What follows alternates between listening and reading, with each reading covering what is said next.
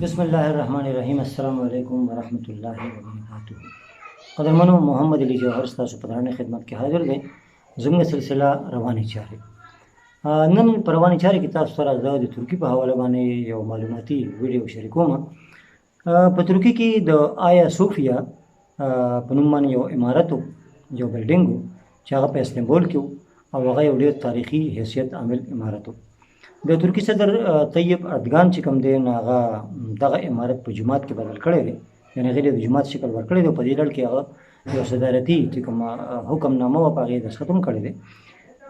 اصل کې دغه چې کوم د آیا صوفیا د عمارت چې کوم دا د ترکي عدالت هغې دا فیصله کړې ده چې دا عمارت چې کوم دی د جومات شکل ورکړی شي. او د دې وخت کې دا چې کوم دا عمارت دا د یو میوزیم په شکل کې و، یعنې دا عجایبګر و، او عدالت دا ویلي چې دا عجایبګر دې ختم کړی شي او دې لرې جومات شکل ورکړی شي. نو چونکې د ترکي صدر چې دی نو هغه د ډېر وخت نه د دې خبرې په حمایت کې و چې دا په جومات کې بدل کړی شي. او اصلي خبره دا ده چې دا تقریبا دا عمارت چې و نو 1500 کاله مخکې، یعنې 1.5 کاله مخکې دا د یوې ګرجې په طور جوړ کړی شوی چې کلیسا ورته وایي، او دې کې به عیسایانو خپل عبادت کو. بیا چې کله د سلطنت عثمانیه دور راغی نو هغې دغه عمارت له د جومات شکل ورکړو، ځکه چې دا ښار چې کوم دا ملک چې کوم د هغې فتح کړو.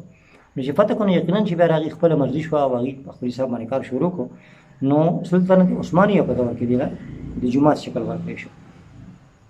بیا اقوام متحده چې کومه اداره د یونسکو هغې دا ووایي چې دا عمارت چې کوم دی دا بلډینګ دا یو عالمي ورثه ده، نو دا تاسو برقرار وساتئ. او یونسکو ترکي ته دا هم ویلي چې تاسو د دې حیثیت بدلوی مه د عمارت. خو د ترکي صدر څنګه چې ما مخکې مو وویل چې هغې د دې حمایت په کوه اکثر چېرې دا دی په جومات کې بدل کړی شي. نو دا اوس په جومات کې بدل کړی شو. اصل کې دا عمارت چې کوم دا آیا صوفیا دا عمارت دا په 6مه صدۍ کې بازنطیني بادشاه و چې دا جنټینټن اول چې بیا ورته وایي د هغه په دور کې دا جوړ کړی شوی و. او پوره 1000 کاله تقریبا دا عمارت د یوې لویې ګرجې په شکل کې و، یعنې دا ګرجاګر و، لوی ګرجاګر و. بیا سلطنت عثمانیه دا چې کله څنګه چې ما مخکې وویل چې دا ښار یې کله فتح کړو، دا علاقه یې فتح کړه، نو هغې په 1453 کې چې کله دا ښار فتح کړو نو دغې ګرجې له هغې د جومات شکل ورکړو، ځکه چې د مسلمانانو اکثریت شو هغې دغه ښار فتح کړو، دغلته کې رال. نو بیا په 1930 کې دا خو په 1453 کې دا ګرجه جوړه شوه، دا ګرجې نه دا چې دی نو یعنې جومات ته شکل دی ورکړی شو چې کله دا ښار فتح شو. بیا په 1930 کې دا جومات په یو میوزیم کې بدل شو، یعنې عجایبګر کې جوړ کړو. خو اوس چې کوم د ترکیه عدالت دا فیصله کړې ده چې دا استنبول دا عمارت په جومات کې بدل کړی شي، نو دغه شان په دې حواله باندې بیا د ترکي صدر چې کوم دی هغه یو حکمنامه جاري کړه طیب اردگان، او هغې باندې هغه دستخط وکړو او هغه وایي چې دا میوزیم به په جومات کې. نو د آیا صوفیا دا عمارت چې کوم دی په دومره کلونه پس دې د جومات شکل ورکړی شو او په دې کې لومبی اذان هم وکړی شو.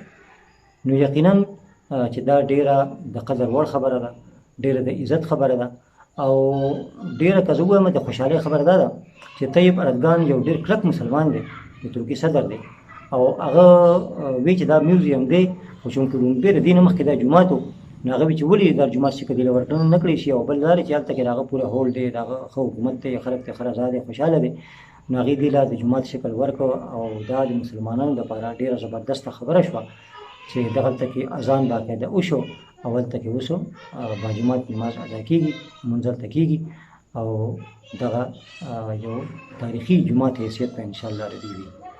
قدرمنو، نن په دې ویډیو کې تاسو سره ما د ترکي په حواله باندې د استنبول دغه ښار د آیا صوفیا د عمارت په حواله معلومات شریک کړل چې هغه لومبی چې دی نو هغه ګرجه وه، بیا هغه میوزیم شو، او اوس هغې له جومات شکل ورکړی شو او هغې کې باقاعده لمونځ ادا کېدل شروع شو.